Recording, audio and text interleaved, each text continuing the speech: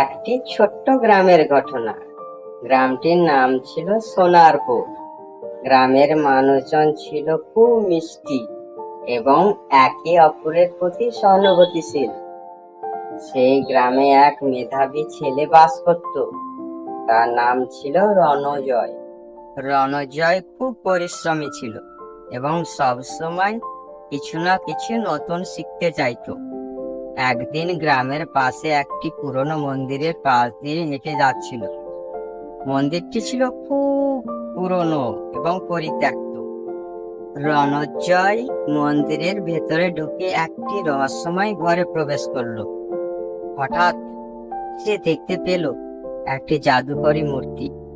মূর্তিটি ছিল খুব সুন্দর এবং তার চোখে সোনালী আলো ঝলমল করছিল।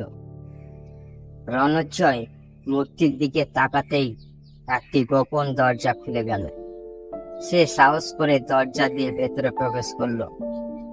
ভেতরে ঢুকে সে দেখতে পেল একটি প্রাচীন গ্রন্থটির পাতায় লেখা ছিল, এটি সোনার গ্রন্থ।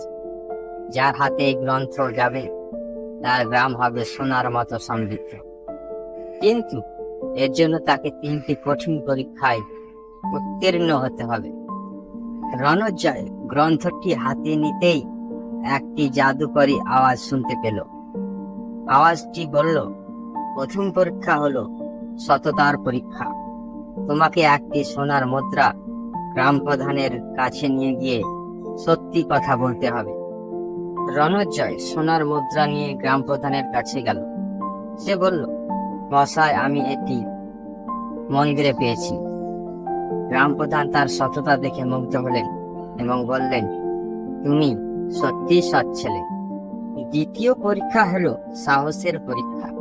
রণজয়কে বনের গভীরে যেতে হবে এবং কোনো কিছুতেই ভয় পাওয়া যাবে না। রণজয় সাহস করে বনের গভীরে প্রবেশ করল। বনে গিয়ে সে অনেক অদ্ভুত প্রাণী দেখতে পেল, কিন্তু সে ভয় পেল না এবং সাহসিকতার সাথে সামনে এগিয়ে গেল। অবশেষে সে একটি আলোর ঝলক দেখতে পেল। তৃতীয় পরীক্ষা হলো উদারতার পরীক্ষা। রণজয়কে নিজের সম্পদ অন্যের সাথে ভাগ করে নিতে হবে। সে নিজের সঞ্চিত ধন গ্রামের দরিদ্র মানুষদের মাঝে বিতরণ করল। সব পরীক্ষা শেষ করার পর জাদুকরী আওয়াজটি আবার শুনতে পেল। আওয়াজটি বলল, তুমি সত্যিই মেধাবী এবং উদার। তোমার গ্রাম এখন সোনার মতো সমৃদ্ধ হবে। সেই রাতেই গ্রামে এক অদ্ভুত পরিবর্তন দেখা দিল। সবকিছু ঝলমলে সোনালী রঙে রূপান্তরিত হলো। মানুষজন আরো সুখী ও সমৃদ্ধ হয়ে উঠল।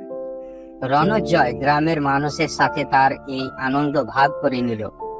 গ্রামবাসীরা তাকে ধন্যবাদ জানালো এবং বলল, তুমি আমাদের সত্যিকারের নেতা। রণজয় বলল, এটি আমাদের সকলের মিলে কাজের ফল। এরপর থেকে সোনারপুর গ্রাম হয়ে উঠল এক আদর্শ গ্রাম।